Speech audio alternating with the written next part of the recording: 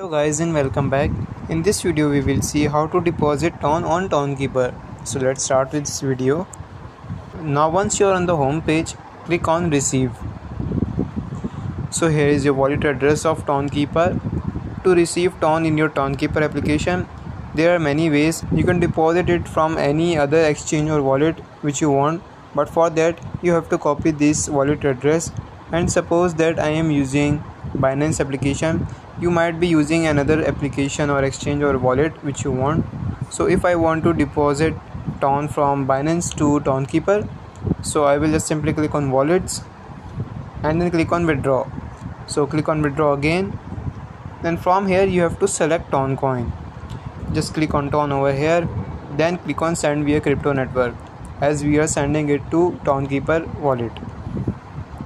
Now you have to paste the address, so just copy that address and paste it over here.